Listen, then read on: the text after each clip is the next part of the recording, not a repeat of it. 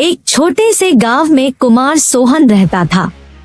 वो मिट्टी के बर्तन व खिलौने बनाया करता था और उसे शहर जाकर बेचा करता था। कभी कभी उसके 2-4 खिलौने बिकते तो कभी वो भी नहीं, जैसे तैसे उसका गुजारा चल रहा था। एक दिन उसकी बीबी शीला बोली, सुनो जी, क्यों न शहर जाकर कोई नौकरी ही कर लो। नौकरी करोगे तो महीने के अंत में कुछ धन तो आएगा।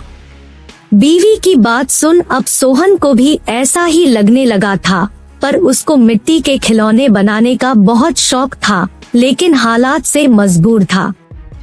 बात तो तुम सही कह रही हो, पर कैसे उस हुनर को छोड़ दूं जिसका नमक हम लोग अब तक खाते आए हैं। मैं जानती हूँ आप बहुत मेहनत और लगन से खिलौने बनाते हो, पर बाजार में बिक्री ना होने से अब हमारा गुजारा नहीं होता। अब तो यह हालत हो गई है कि रसोई में अन्न का एक दाना भी नहीं बचा। ठीक है, मैं कल सुबह ही शहर जाकर कोई न कोई नौकरी तलाश करता हूँ।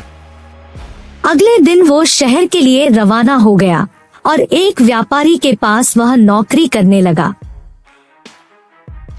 सोहन वहाँ नौकरी करता तो जरूर था, पर उसका मन अभी भी अपने चाक और मिट्टी के खिलौनों में ही रहता था। समय बीतता गया। एक दिन शहर में जहाँ वह काम करता था, उस मालिक के घर पर उसके बेटे निखिल का जन्मदिन था। सब महंगे महंगे तोहफे लेकर आए। सोहन ने सोचा, क्यों ना मैं मिट्टी का खिलौना बनाऊं और बच्चे के लिए लेकर जाऊं। वैसे भी हम गरीबों का तोहफा कौन देखता है। यह सोचकर वह मिट्टी का खिलौना बनाया और बनाकर जन्मदिन पर ले गया। जब दावत खत्म हुई तो निखिल की नजर उस मिट्टी के खिलौने पर पड़ी। उसे वो हाथ में उठा लिया और खुश होकर और भी बच्चों को दिखाने लगा। खिलौना सभी बच्चों को बहुत पसंद आया और जिद करने लगे कि उनको भी वैसा ही खिलौना चाहिए। यह सब देख सभी मेहमान एक दूसरे की तरफ देखने लगे और एक ही बात पूछने लगे, अरे वाह, इतना शानदार तोहफा कौन लाया है? इतना महंगा तोहफा ये किसने लाया होगा? ये खिलौना तो शायद आपका नौकर सोहन लाया है। इतना सुनते ही सब हैरान हो गए। सभी एक दूसरे का चेहरा देखने लगे।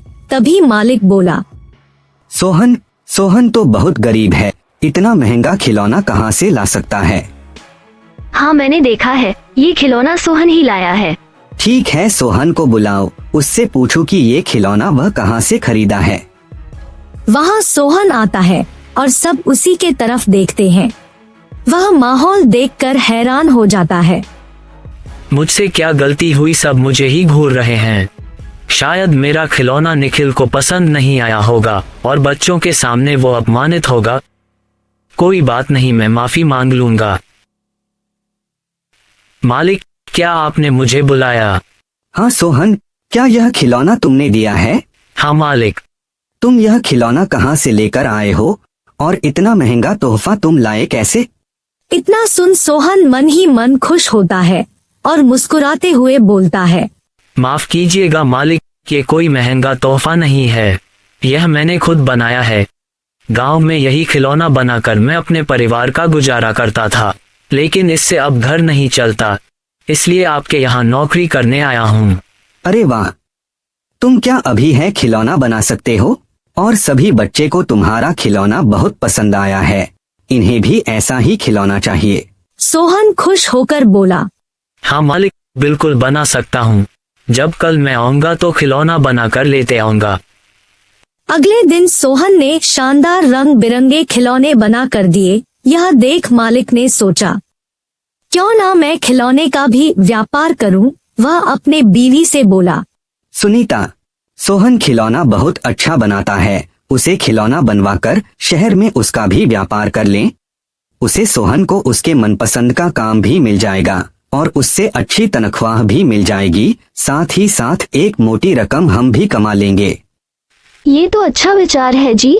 यह सोच मालिक ने सोहन को खिलौना बनाने के काम पर लगा दिया और बदले में हर महीने अच्छी खासी तनख्वाह देने लगा और रहने को घर भी दिया। यह सब पाकर सोहन और उसका परिवार बहुत खुश हो गया और सोहन को उसके मनपसंद का काम भी मिल गया।